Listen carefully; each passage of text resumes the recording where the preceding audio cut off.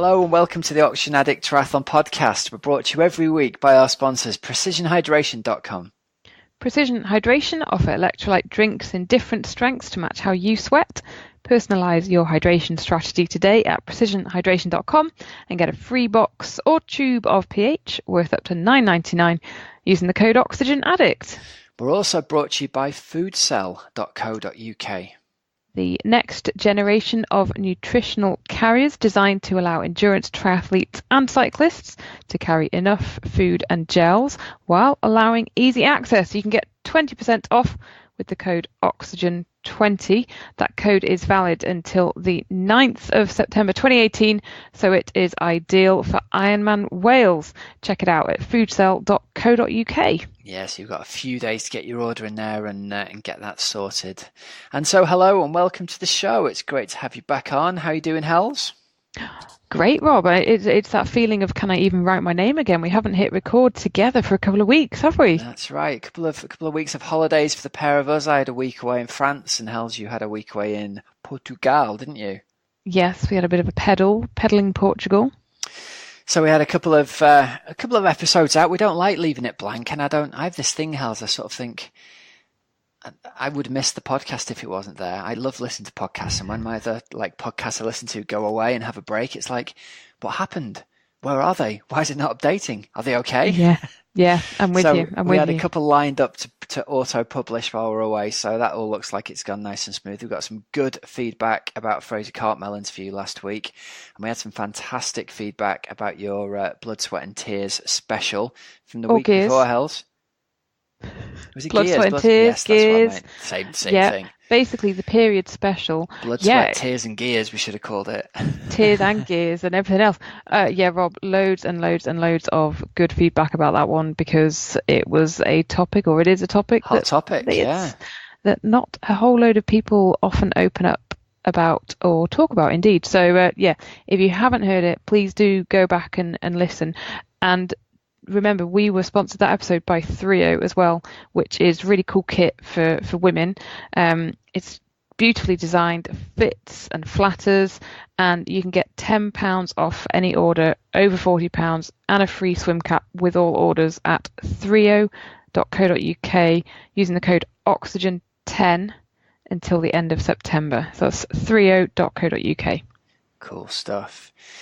And so any ladies in your life, get them listening to that, gentlemen. Have a little listen yourself if you haven't, but also it might be, who knows, maybe that podcast will be the gateway drug to get your ladies in your life into triathlon if they're not already. Do you reckon? Maybe. Yeah. Yeah, I've had some friends that I've recommended it to who've got no interest in triathlon but do other kinds of athletics, and they've all come back with really positive reviews and said, do you know, I never even thought about this, that, or the other. So, yeah, it was good. Oh, branching outside of triathlon, Helen. You're showing your proper journalistic training with all of that. It was great. Well, lots of people have said that they've benefited from it, and the Fitter Woman app as well, and they've looked more into that and just getting people talking and linking people up and stuff like that. So really do go back and have a listen. And Rob, this week we've got plenty as well, haven't we, coming up in this week's show, including an interview with Sophie Coldwell. Yeah, great interview with Sophie Coldwell, who recently became the European Sprint Distance Champion. And we've also got some results coming on up. It's obviously the massive weekend of the World 70.3 Championships out in South Africa with some just amazing racing. So should we jump straight into that and we'll talk about that? Yes, I think we should, Rob. That's the way to go. So first up, shout out to our longtime sponsors, precisionhydration.com. So I've got to tell you the story, Hels. Went out on holiday to France. It was, as I'm sure you probably experienced when you were out in Portugal, baking hot. Yes. I had to keep on top of the hydration out there. It was, first of it's hot during the day.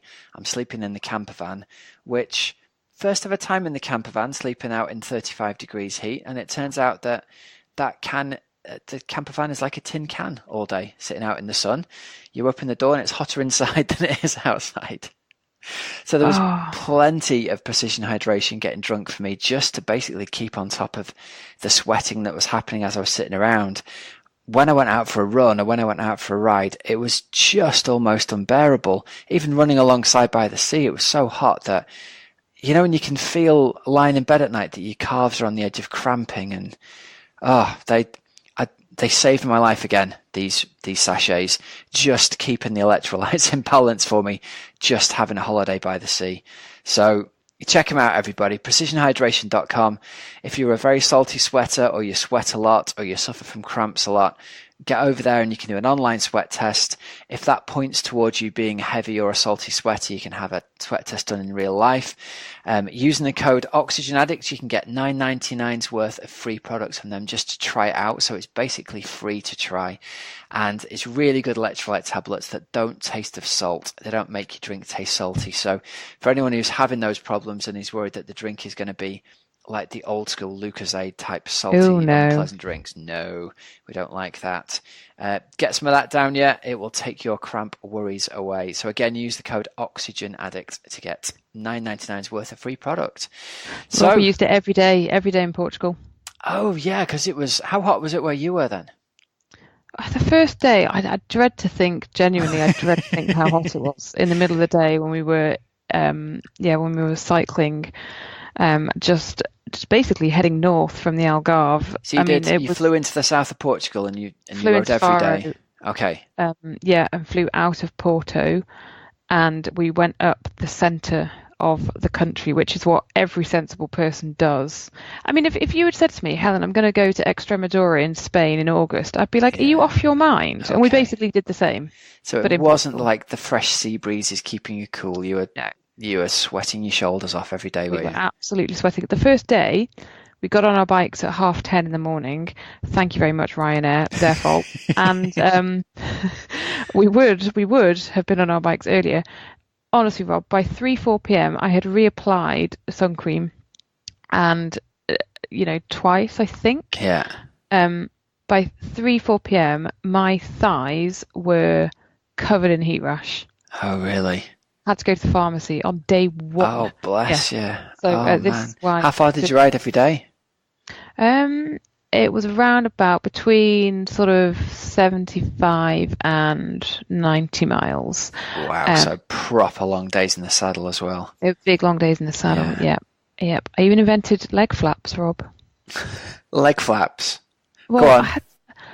What? Right, okay, so just imagine your thighs are covered in heat rash and really not sensible to be seeing much more sunlight.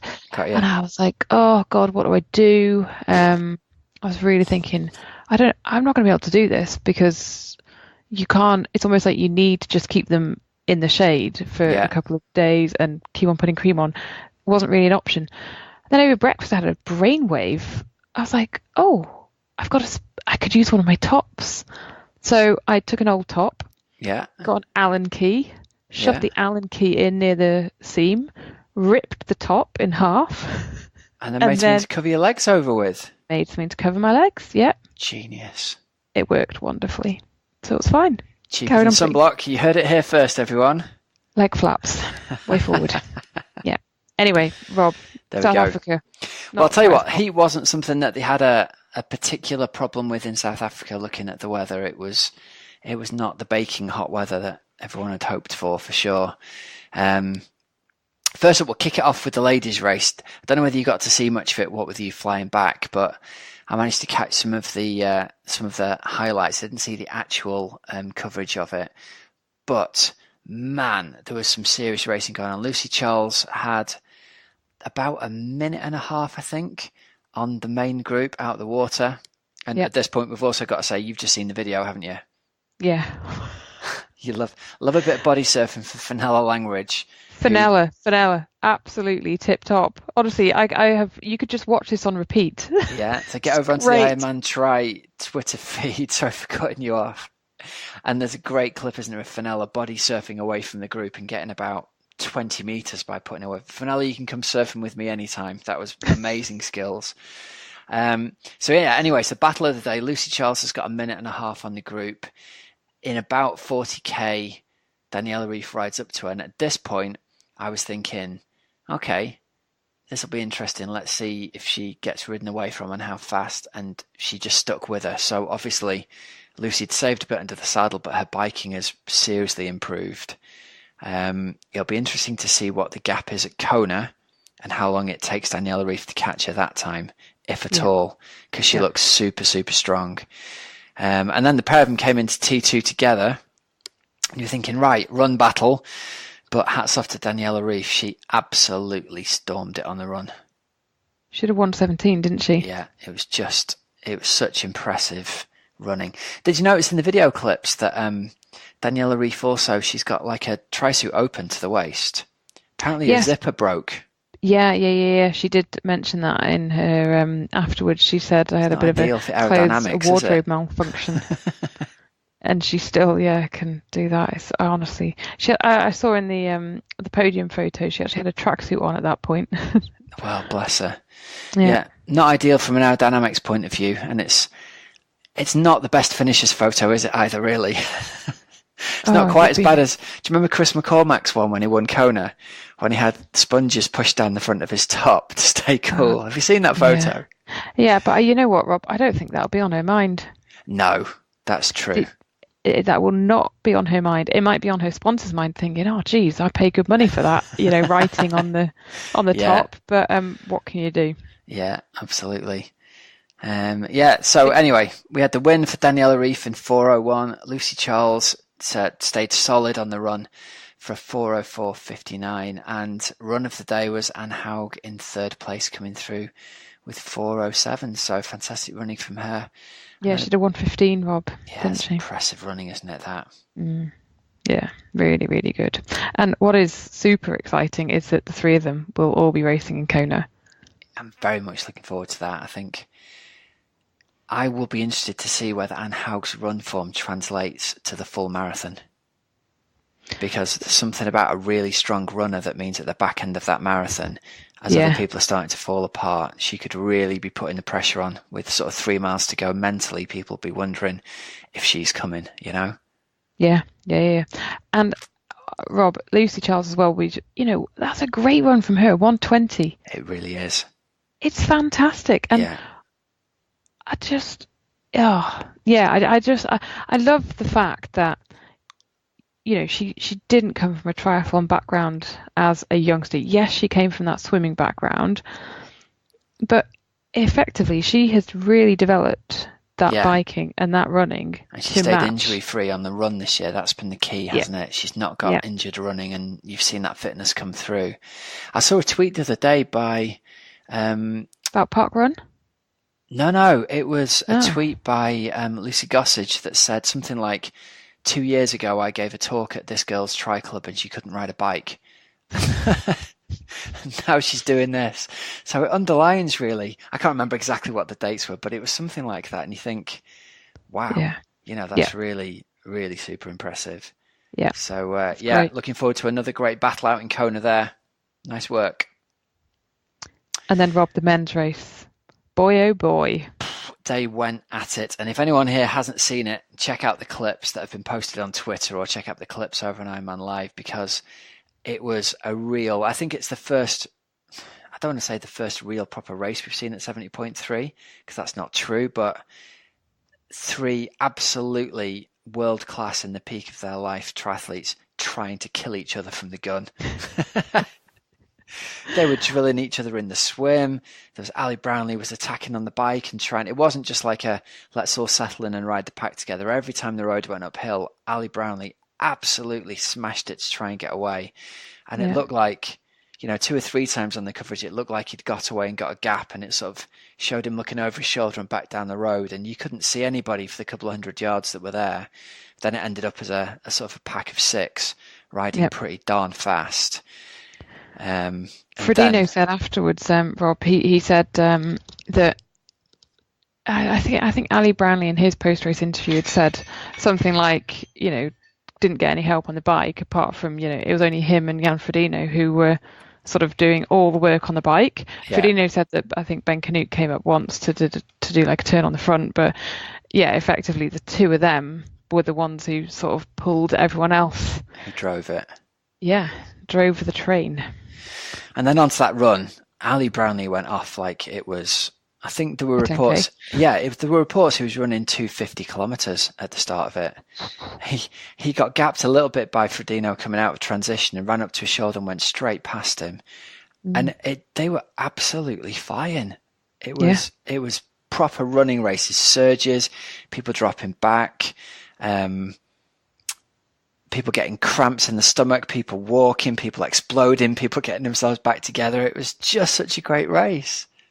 Yeah, it is. It's cool, and it's really good to have seen. 2008 Olympic champion, 2012 Olympic champion, 2016 Olympic champion Javier Gomez, who, had he not been injured in 2016 to miss those Olympics, would have surely been up there. He has been a dominant force across every triathlon discipline, and then breaking into Ironman this year, and to have the three of them going head to head, it was just great. Yeah, and you've got to say shout out as well to Javier Gomez, because he got these stomach cramps and stitch so bad he had to stop and walk for a bit, and he still ends up running. What did he run, like a 67-minute half marathon? It's just staggering with a walk break in the middle. Yeah, 108. Just incredible. I can't wait for Kona. Yeah, I know. Have you booked out the weekend already, Rob? Is it free? Yes, as always. Oh, excellent. Adam Bowden as well. We'll give him a shout out. 7th in his first Quickly World Championships. Yeah, he did a 110 run, I think. Yeah, good stuff. Good stuff. All right then. Next up on the old podcast, Hels, I've lost my place on the page. Where are we, hon? Help me out. Well, Rob, we're going to give Chris Standage a huge shout out. Age groupers. Yeah, there we go. Because Chris Standage went and won his age group at the Ironman 70.3 World Championships in South Africa. Second overall. Storming performance from him. He was only a couple of minutes down on the lead pros with his swim time, and I think he closed it out with a 1:18 half marathon, I think, from memory. So gold for him in the male 30 to 35 to 39 category. Chris has been pretty much undisputedly the best, I think, British all-round age grouper for the last couple of seasons. Now the best age grouper in the world over the 70.3. I know he's been managing some run injuries as well, so it's brilliant to see him. I remember he led off the bike at one of the outlaw halves, didn't he, and didn't do the run because he was managing his run recovery. So super smart for him there, and it's obviously paid off with that win in his age group and second fastest overall in the world. So not many people can say that. So well done, buddy. That's a brilliant performance, isn't it? Yeah, absolutely fantastic. And the other winners of the age groups from Great Britain were Erica Fogg in the 40 to 44 and Clive Kennedy Byrne in the male 45 to 49. Great stuff. All right then, so we're going to go and talk about our interview of the week. But before that, we're going to give a shout out to sponsors Food Cell. So, Hels, I took the old Food Cell out to France with me, and I've got to say, it was pretty handy for carrying stuff around on the top tube as we were cycling up and down the coast roads of France. The thing I really like about it is you can actually get your food into it and out of it easily as you're riding along. Nice sliding mechanism on the top. Sits there dead secure in the top tube, even when it's secured with the Velcro straps. I could get the litter back in afterwards after I'd eaten something. And there's enough room to get food in there for me and people I was riding with as well. So plenty of room for snacks in there. So really, really impressive. You can wash it out afterwards easily because it detaches from your bike really simply. So no problems getting bits of food stuck in there and it all going nasty and disgusting. And the reports from the CFD testing say it's more aerodynamic having one of these on your bike than not having it on. So no worries about having the standard sort of bento box that flaps about in the wind and costs you time in terms of aerodynamic drag. This thing certainly is aerodynamic neutral, and with some bikes, some of the more top end ones that have got the bigger top caps on the back of the stem, they actually test faster with this on than without it as well. So it's well worth a look. British company as well. So the owner, Mark, is a triathlete, a very good triathlete at that. And again, give you a shout out, Mark. Hope that the old collarbone's healing. Gutted for you that you missed out on Ironman Sweden because of that. And you can get that for the rest of this week as we record. It's up to, is it the 9th of September, Hels? Correct. The 9th of September 2018, 20% off with the code Oxygen20 at foodsell.co.uk. Now, Rob, I took my Foodsell to Ironman Copenhagen with me. Oh, yeah. I was not racing, but I was there as a race host with Race Force. And I showed it to some of the guys and some of the girls that were there. And the listeners to the show had heard us talk about it. And they were like, oh my God, that's really cool. So they were looking at it, and yeah, People do genuinely seem to like them when they see them, don't they? Yes, they were like, oh my God, that is brilliant. And because one of the guys was saying that he couldn't fit really anything on his, or the thing that he did have was just, and I saw it. Looks great, but can't get anything into it, right? How are you meant to even get your fingers into that? Yeah. Whereas with the Foodsell, you really can. So yeah, they were all super, super impressed. So check it out, foodsell.co.uk. Yeah, and remember that 20% code finishes at the end of this week, and it's not going to be repeated after that. So get on it now, everybody. That's our advice to you. Oxygen20. Okie dokie. Right, so Sophie Coldwell then, Hells. Yes. Now, Rob, I really, really enjoyed speaking to Sophie Coldwell. Sophie Coldwell is one of the GBITU stars. She is very good friends with Jodie Stimpson, as you will hear shortly. When we recorded the interview, I don't think the plan was that she was going to be racing at Gold Coast, but since recording the interview, she said, stoked to be heading back to the Gold Coast for the senior grand final. Managed to sneak my way onto the start list, now to find my big girl pants. So this is brilliant, perfect timing ahead of that grand final in the Gold Coast in basically a week and a half's time. So here we go. Here is this week's interview of the week with Sophie Coldwell. Sophie Coldwell, hello, and welcome to the Oxygenaddict Triathlon Podcast. How's it going? Yeah, not too bad, thanks. Excited to have a chat with you guys. So, should be good. It should always. We try to make it good. Depends what I'm chatting about. So exactly, does depend. Now, first up, Sophie, you describe yourself. There's like 4 things on your Instagram and Twitter. How you describe yourself. What are they? And explain them. Well, I'm a triathlete. Pretty obvious. Kind of what I do all the time. What is it? Triathlete, chocolate lover. Love chocolate. Absolute weakness in any form, whether it be cheesecake, ice cream, pure chocolate form. But I'm a Nutella hater. I'm not a fan of Nutella, and that also widens to peanut butter. Really not a fan of those spread sort of things. And then dog lover, I think, was else in there. Absolutely love dogs. I've got 2 of my own. Foster for a couple of charities. My record's not brilliant. Failed twice, hence why I have 2 dogs. And DIY guru, or I think is what I describe myself as. I got a house in January last year, and I am slowly but surely doing it up with a bit of help from my mum and dad. So they give me a few tips and come down and help me out. But yeah, so bit more than just a triathlete, I suppose. I love that. I think you need European Sprint Champion on there now as well. add a title in there, would be good, wouldn't it? Yeah. But yeah, no, I think I'll just leave it as triathlete. I like that. You are recently European Sprint Champion. How was it? Yeah, it was a bit of a surprise, really. I think my season kind of changed a little bit after Leeds. The ITU have a rule that you can only have 5 from one nation competing at World Series level, and being British and the incredible girls we have on the squad, I'm currently ranked number 6, so I didn't get a start for Hamburg or for Edmonton, so had to change my season a little bit and decided to go race in Tizzy for a World Cup and then go on to Tartu, and it's kind of a bit of a points chase. I need to get some points to kind of get back on those start lines, but yeah, so kind of went there as kind of plan B for the season. So yeah, to come away with the win, I was really happy with that, and so couldn't really complain about that. And the girls, Beth and Soph and Liv were out there as well, and for all of them it was their first championshipers at the senior event. So yeah, it was really good for all of us, really, and yeah, it was a good weekend. Did you ever intend to do the European Championships in Glasgow as well, which is standard distance?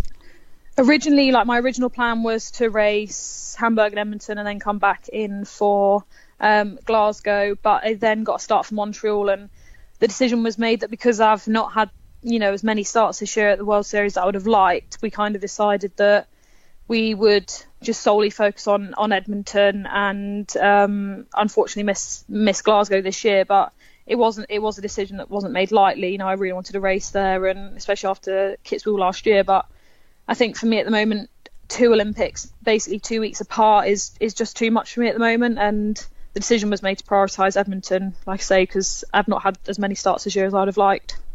And so you're saying they do it like they go on rankings and things like that. So up and down in a season, obviously can that change and then you get more starts? Does that make sense? Yeah, basically. So what happens is British Triathlon will nominate the athletes forward to the ITU for the event. So British Triathlon have nominated me. They've kind of said, we think you're good enough to race at that level. So I was nominated for the races, but because the races have been full, the top 5 would only get a start because we're capped at 5. So the only way I'd then get a start would be if the start list wasn't full, and then it would roll down.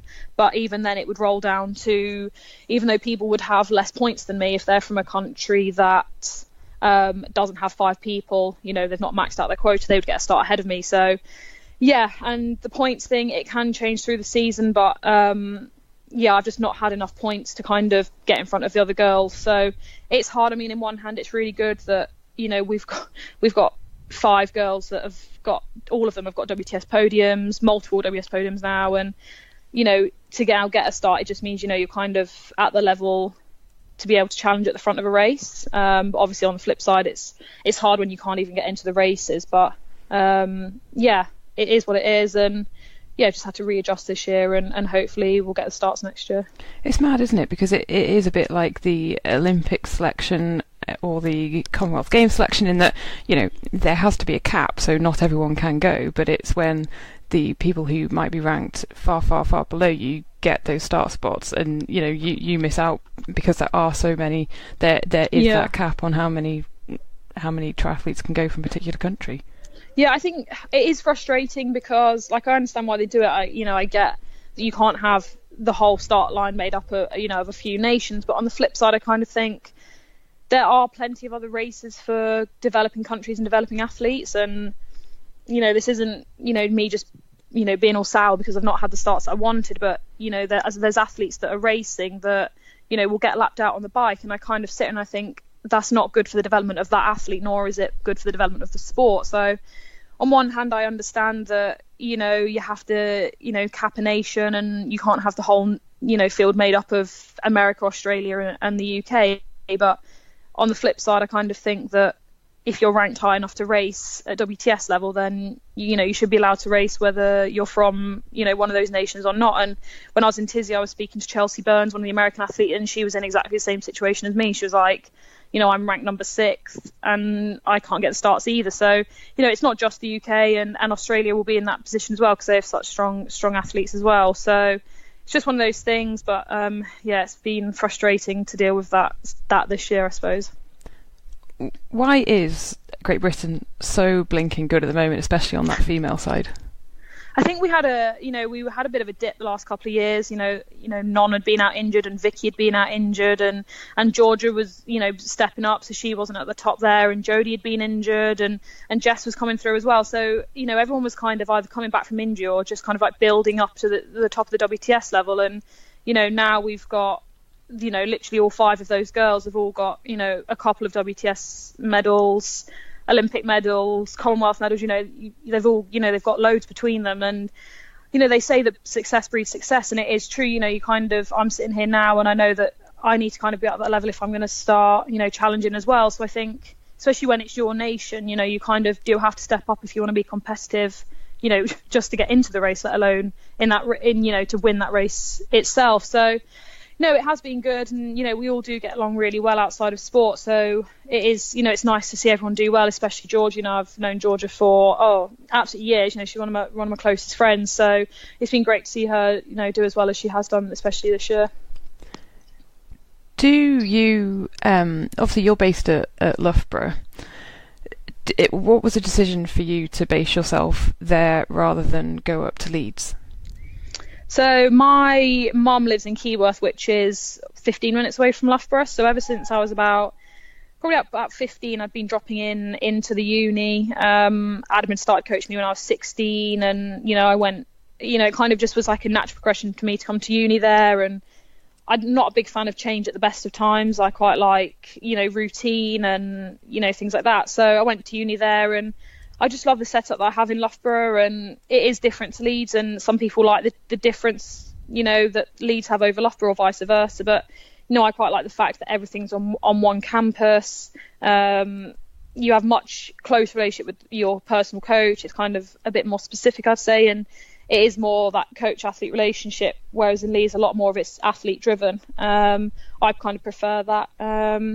So the natural kind of thing for me was to stay in Loughborough, and I really like being near home, and so it works out well when I've got to drop the dogs off for mum to look after as well. So works both ways.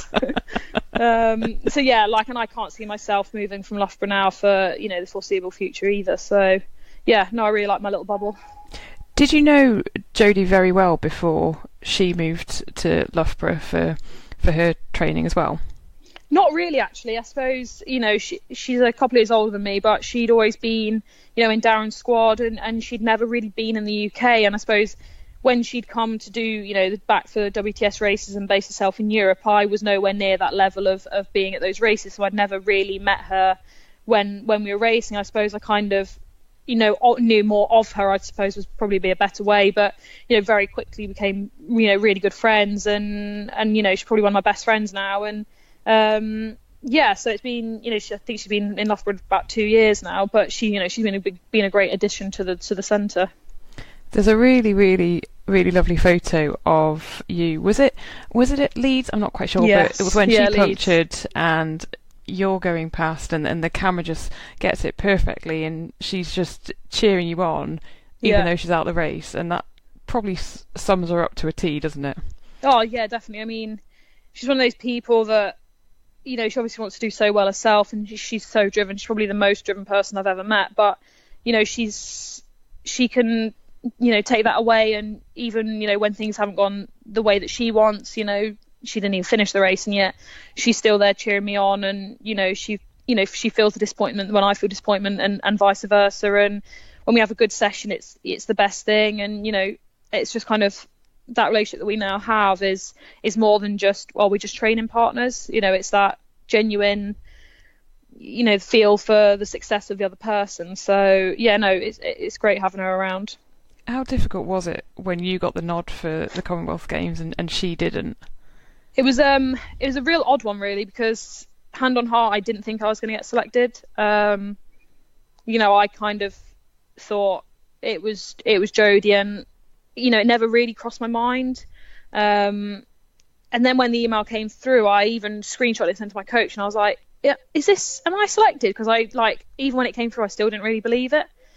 But it was that disappointment for her as well, because I knew how much she wanted it. But we kind of saw each other, and we both kind of said, she said congratulations to me, and I said, look, I am so disappointed for you, like I'm gutted for you. And she said, we've got over that. And then she helped me massively with the whole preparation, and she'd obviously been there, done it, got the 2 gold medals. So she was, at no point did I feel this kind of, I don't know, bitterness towards me or anything like that at all.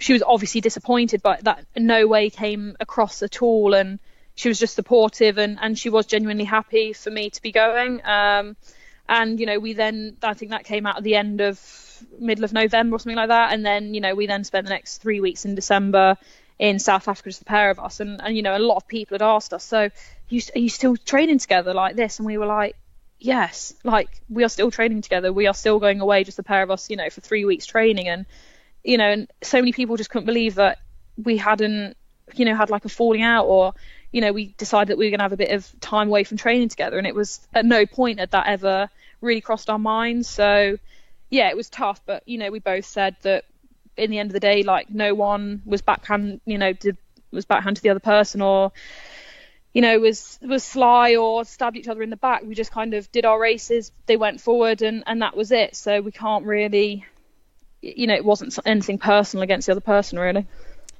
Did she send you a little message the night before the race? Oh yeah, she was the first person to say good luck, and ring me up and the next day and chat about it. And it was bittersweet, the whole commies experience for me, and she knew that. And she's probably that best person to kind of evaluate it from an outside perspective, because obviously as an athlete yourself, you're just really harsh on yourself and things like that, whereas she kind of took a bit more of a perspective on it and made me realize that it wasn't all bad. It really. So you finished sixth, didn't you? And yes. Were you disappointed then with sixth initially? It wasn't so much the finishing of sixth, like it wasn't that. It was just being so close to that breakaway, which I think just absolutely killed me. Being so close to that break of there is a medal there, and I was probably 5 seconds off that break, and I think that made it so much harder to deal with, rather than you had to finish sixth. Because if you'd have told me 18 months ago, not only are you going to combies, you're going to finish sixth, I would have been like, oh yeah, I would have taken that hands down. I would have bitten your hand off for that. But being in that situation of, I can literally see Flora and she is bridged up to Jess and I am not there, and that's your medal opportunity gone. It was just, it was hard, that initial blow of it being so close, I suppose. And then it goes round and round in your head, and you're just imagining. What if? Yeah. Yeah, I know. I think as any athlete, it is that, like, just being that close. I think, and similarly in Leeds, like I'd known what training I was doing and what shape I was in, and then to absolutely blow up on the run, like it was just hard. Everything this year has just kind of been just not quite there, and I think that's just been the frustration of this year, really, is I've not felt like I've put together the swim, bike, run quite right when it's mattered. Do you feel like you've been doing triathlon for years? Because it's crazy. You are still only 23, aren't you? Yeah, and I've been doing it for 15 years.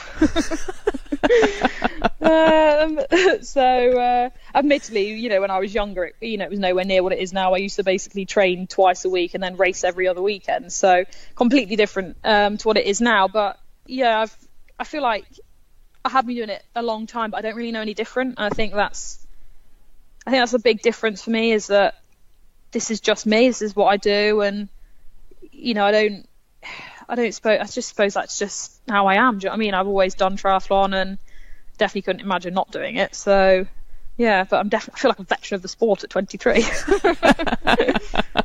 So your first triathlon then was as an 8-year-old?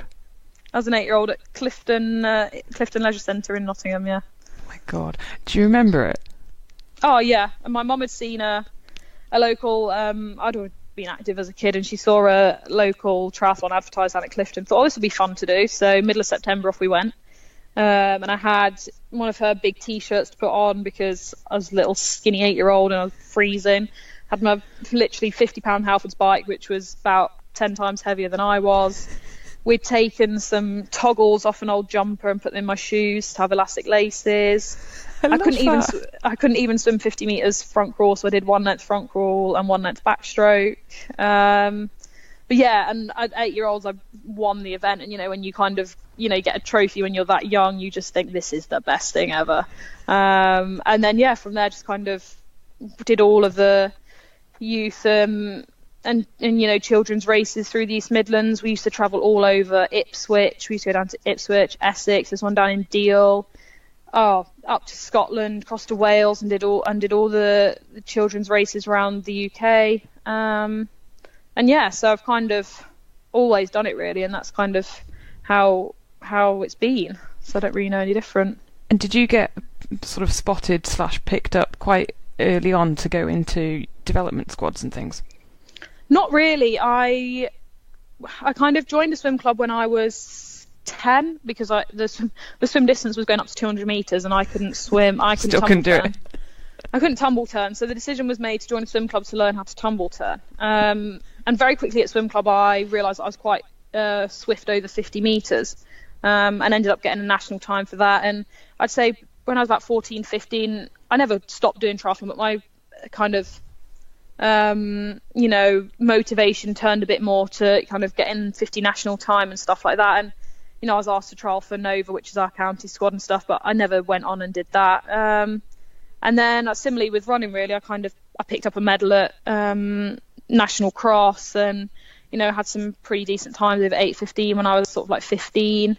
But again, never fully made that commitment to leave triathlon. But it wasn't until I must have been 16, and I got selected to go to the youth relays, but I only went as a travelling reserve, so I didn't even get to race. And that was kind of my first experience, if you like, at kind of like international level. And I literally went and watched. I didn't even race, but that was the kind of, not the turning point, I'd say, but it was kind of like, oh my god, I've got a tri-suit with my name on it and GBR, and it was kind of like, this is really cool. And then the year after, got on to the Olympic talent squad. So I'd say it wasn't really until I was like 16, 17 that I kind of started to do stuff within the GB squad. But even then I wasn't winning stuff when I was younger. I could hardly swim when I was younger, I could hardly bike, all I could do was run, and now it's kind of flipped round. But I wouldn't say I was, I never won youth national titles or anything like that. It's kind of,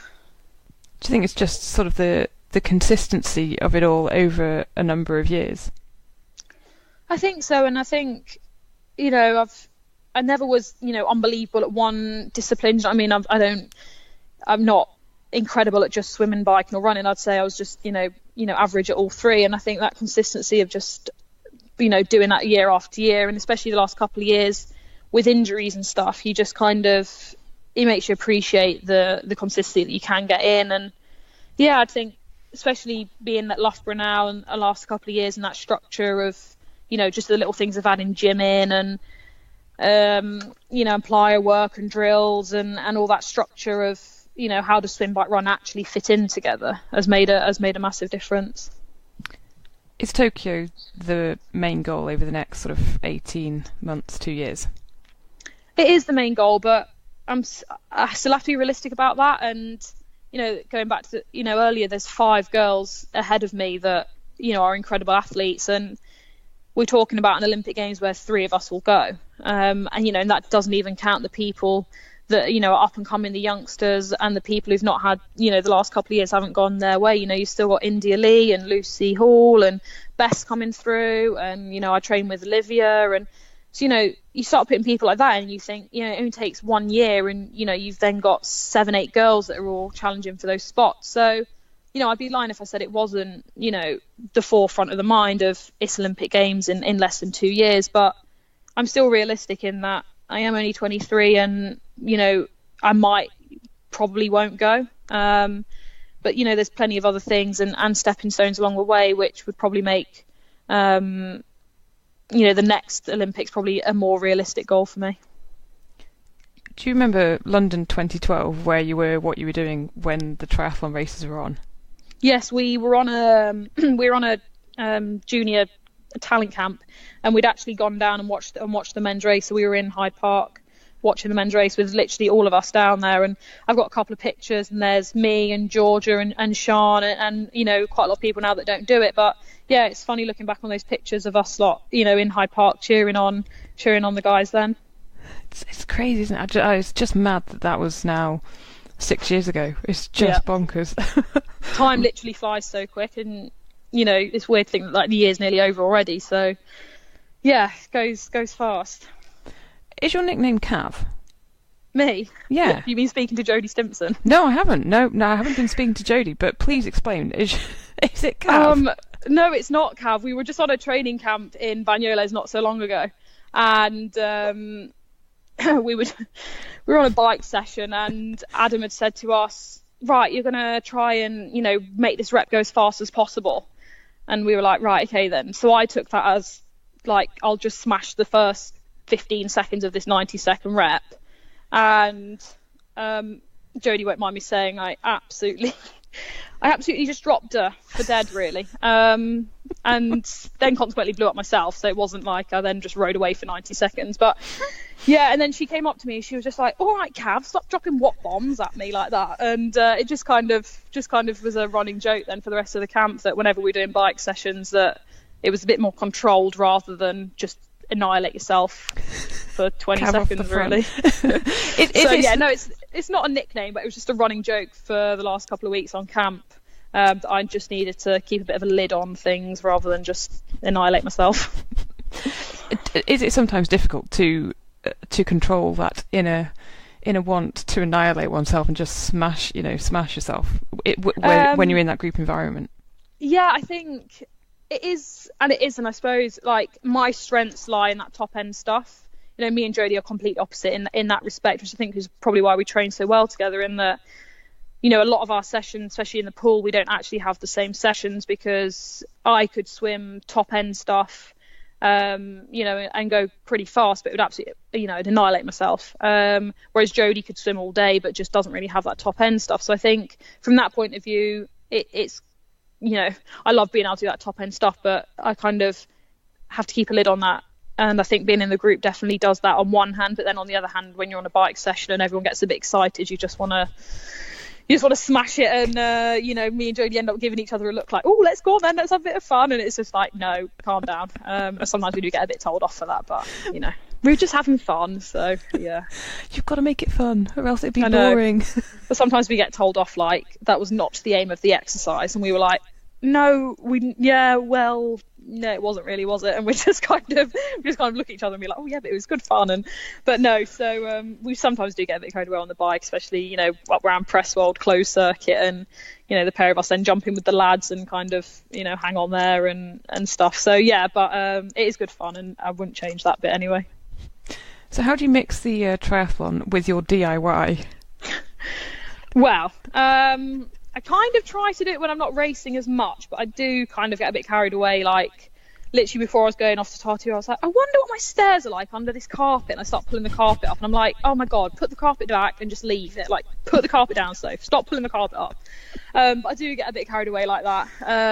But no, I really enjoy doing it. And I kind of like, I always think, like, especially now I don't have any uni and anything like that, I quite like having something else to do and like read about and check up on and look at what I'm doing and looking at colour swatches and all of that. So yeah, I'm proper middle-aged.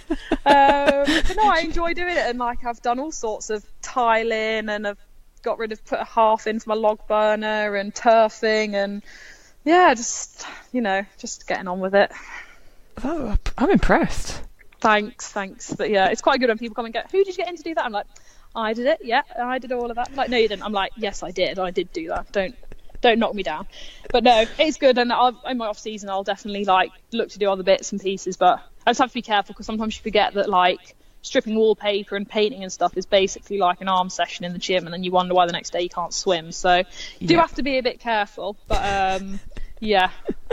When I first got my house and moved in, I basically gave myself chronic fatigue for a week, because I was just like moving everything in and like doing bits and painting this, and I was like, Adam was like, what is going on? I was like, I'm just so tired. He was like, you have literally trained for like 24 hours a day doing this house. I was like, I know, I'm so tired. So yeah, kind of put a lid on that for a couple of weeks while I'm just so heavy with racing. But come October, there'll be carpets coming up and wallpaper coming off, so don't worry. Frequent trips to B&Q. Oh, I've literally like, you open my purse and there's Screwfix, B&Q, IKEA, club cards. I'm like a regular to these shops, so yeah, they know me now. I love it. What's your pre-race prep? What does that look like? In terms of the day of, or the week? The week leading up to a race. What do you have to tick off on your pre-race prep box? For me, it's kind of a bit different whether it's like a real key race or not a key race. If it was kind of like looking in for a key race, then the week before would be when I take a couple of easy days out of training, and then I tend to build back up into the race. So if you say the race is on a Saturday, kind of that Saturday, Sunday, Monday before the race would be pretty easy for me. But then Tuesday, Wednesday, Thursday, I'd really build back into that race and do some, not loads of quality work, but there'd be, a decent threshold swim in there, a decent bike session, probably 5-6k track session in there as well. So if not, I just feel really flat. So that kind of work back into the race is key for me. And then the day of the race, if it's an afternoon race, I'll go out for a jog in the morning, only like 15-20 minutes, but just get myself moving. Always do a swim warm up, unless it's like Baltic, but I've not really had that yet. a bit of land work with a band, and then ready to go. So I'm definitely one of those athletes that has to kind of get things firing back up again and work back in, whereas someone like Jodie, for example, she's like the opposite. She'd kind of take out a lot of volume and work and make sure she really freshens up for the race. And I guess that always comes down to the individual, doesn't it? Everyone's different about how they prepare for a race and how that sort of last week might look if you've got, big A race in a season or something. Yeah, I suppose the only time it's different is if, you're kind of racing quite frequently. If you do that, then you kind of take out a lot of work. So, if it's not such a key race. So, for example, when we raced the relays last week, basically the only thing that came out was on Friday I didn't do a run session. That was basically the only thing that came out, and then obviously didn't do a long ride the morning of the race. But then, back on Monday we were back doing 2.5 hours on the bike and a double run day. So yeah, it's just that call about where it is in the season and what the aims are of that race. Will there always be 15-20 minutes put aside to do your nails pre-race?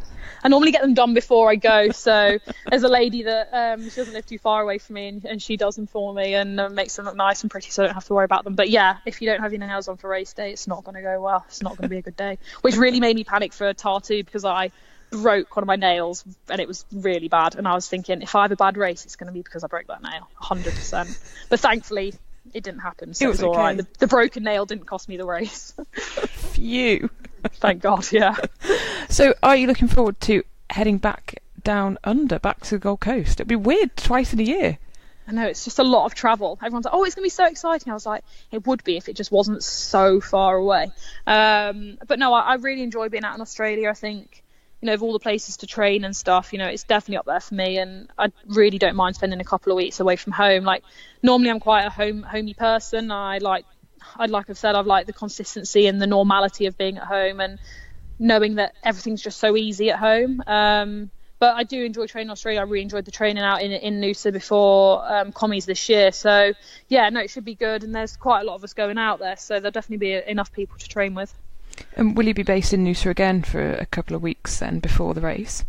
I think this year we're just going to stay in Gold Coast. We don't really have enough time to kind of travel down to Noosa, train there and travel back, because by the time we've gone after Montreal, we're kind of only got 2 weeks of training before, you're dropping into briefings and recce's and stuff. So the likelihood we'll just stay in Gold Coast, especially by the time people have recovered after Montreal and then gotten training again. We're probably looking at maybe a 10-day block at most. And is the course exactly the same as the one that they used during the Commonwealth Games? No, it's slightly different. The swim's very similar, obviously, apart from it being 2 laps. And then the bike, it's very similar, but not quite the same. But it's different again from when they used the Gold Coast for the WTS event a couple of years back. So they've it's similar, but not the same. So definitely have to check that out properly when we get down there. And any tips for age groupers? Because obviously there will be a lot of age groupers going out to race as well at the World Championships. Any tips for them?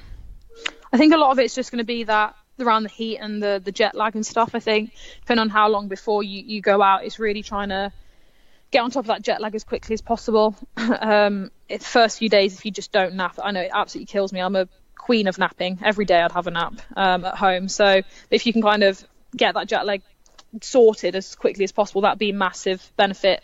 But equally, that first couple of days you will feel really crappy. Your body thinks it's asleep and you're asking it to go for a run and stuff. So give it a couple of days to get on top of it. But then yeah, once you're going, you should be fine. And then similarly with the hydration, I think you've done all the work and stuff, so you don't want to just jeopardize your race because you're not hydrated or fueled properly. So I think just those basic things would make a massive difference come race day.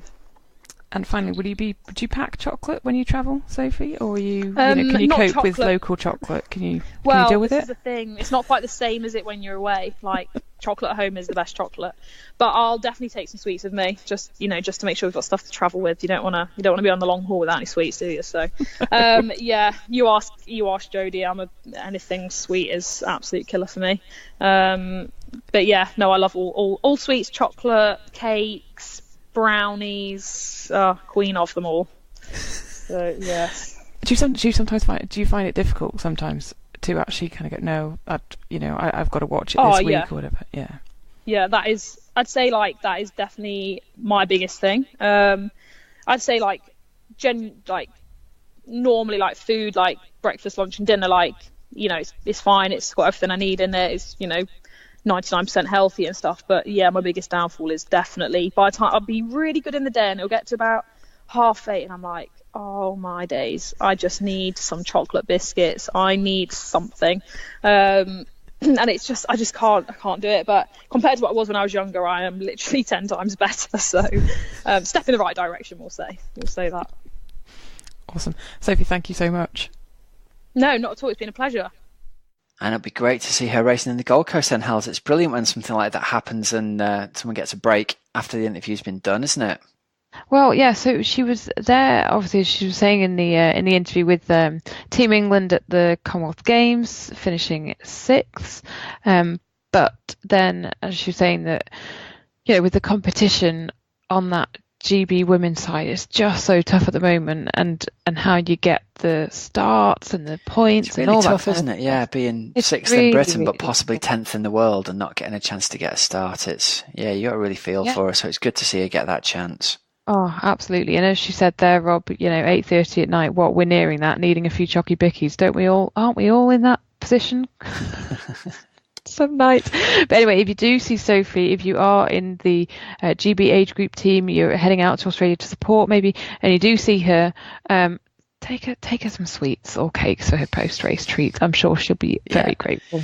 Post-race, not pre-race, that's the thing. Correct, post-race. Yeah.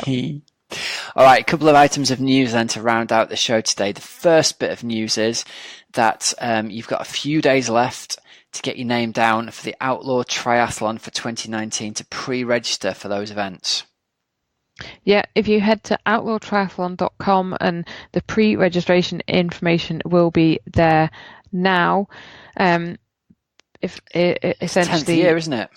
It is going to be the 10th year next year, so they're expecting lots and lots of people signing up for the 10th anniversary. So if you want to get in, get your year, but it's getting sooner and sooner every year, isn't it? Plan next year's season already. I know. I think so pre-register by Wednesday, September the 5th right. at midnight. Cool stuff. And they've got some different special offers on there where you can enter more than one race and get a discount. And I think because the Outlaw Half Nottingham has been so popular in the past, they're going to give you an advanced opportunity to sign up for it if you also sign up for one of the other races. So yeah, get on it if you want to race there next year, I reckon. Totally. We'll be there next year, won't we, Rob? Yeah. Let's do it. Let's you and me go head to head, Helen. I'm not signing up for that, but I reckon I will be. I will be at Outlaw in some form or another next year at some point. Good. Yes. Good stuff. All right, now then, another shout out here to our old mate Decker Dave Clamp, who recently finished 3rd at it's called the Continuous Decker Ironman, this one, isn't it? Which that's right. Just for another layers of bonkersness. So this one was a 38-kilometre swim, a 1,800 kilometre bike, and a 422 kilometre run. As you Dave, do. As you do. Dave finished 3rd out of 13. His overall time, Rob, 226 hours. That's mental, isn't it? It's ridiculous, yeah, including time to lie down and have a sleep. Your transition time was 20 hours in total, 20 and a half hours. Wow. It's not that much, is it? 2 hours of transition time. 20. Yeah. His swim time was just under 24 hours. It's just ridiculous. It's crazy, isn't it? His bike time for 1,800 kilometres blows Portugal out the blows it out of planet Earth, doesn't it? 95 hours, nearly 96 hours on the bike. Oh God, imagine your backside after that. Seriously. Yeah. Does he have any man bits left? I mean, God, they would be. Yeah. Right, and then his 422k run was 106.5 hours. Decker Dave, you great. absolute beautiful lunatic. We love you. Congratulations. 59 years young and still kicking it like the youngster that you are. You're an inspiration, young man. Oh my goodness. All right, next bit of news then. Gwen Jorgensen is going over to Chicago. Yeah, that's right, Rob. She will make her marathon debut at the Chicago Marathon next month, which is the 7th of October. Wow. That's obviously making her transition from triathlete to mum to that statement of intent going for gold at Tokyo in the marathon. So, yeah, she's done 5,000 meters indoor. She's done a 10,000 meter outdoor. She's done a half marathon. She did a 1:10, finishing 4th at the US Half Marathon Championships. What do you think she'll do over the marathon distance? Time-wise? Prediction, yeah. What do you think she'll do? Oh, Rob, that's a difficult question. It is, isn't it? Yeah. Under 2:30? My initial thinking was 2:28 or 29, but I think that's a bit silly. You just don't know, dear. With a 1:10 half, she's got the leg speed. It's just, you just don't know what's going to happen in the second half in the first one. No. It's, yeah, bless her. Anyway, good luck, Gwen. Oh, no pressure. Don't make me predict times again. That's not fun. And then finally, Rob, the start lists have been announced for Super League Triathlon. So the final will be in Australia. Basically, final will be in Australia. Okay. But before that, it'll kick off in Jersey, which is around about a month's time. Yeah. Yeah. It is the who's who, Rob, of. It's great. Like, you just sort of go down the list and it's like, yeah, that's very cool. So the likes of Jodie Stimpson, Sophie Coldwell, who we had on, Vicky Holland, who is very much in line at the moment to win the overall World Triathlon Series title at Gold Coast. You've got the likes of Flora Duffy on that start list, the Brownlees, all the big names there, aren't they? Yeah, Matt Hauser, who we're going to have on the show next week. Helen, the big question is, are the ladies going to get decent uniforms this year? Do you remember that uniform they had to wear last time? There was like a t-shirt top and a Speedo's bottom. Yeah, I don't know. Yeah, not great. Sort it out. No. Yeah, don't know. All right. Well, that's pretty much it then, isn't it? We should wrap the show up for this week. I think we should. I'm going to go and eat some food, Rob. Good stuff. Well, listen, everyone, thanks very much for listening. Quick shout out again to our sponsors, precisionhydration.com. Use the code Oxygenaddict to get $9.99's worth of free pH. Foodsell.co.uk. You can check it out there and get 20% off with the code Oxygen20, valid until the 9th of September. So you've only got a few days to get on that one. And again, check out 30.co.uk and use the code Oxygen10 until the end of September there. So great, everyone. Have a fantastic, safe training and racing week. We'll speak to you all again soon. And if you're still listening, if you could leave us a review on iTunes, that would be really awesome. We'd really appreciate it. Apparently, the people who leave reviews on iTunes make the little iTunes engine go bonkers hells, and it moves us up the rankings and more people see us. So we'd love that. So we'd really appreciate it. All right, everyone. Thanks very much. I'm Rob Wilby. I'm Helen Murray. And we'll speak to you again soon. Cheers, everyone. See ya.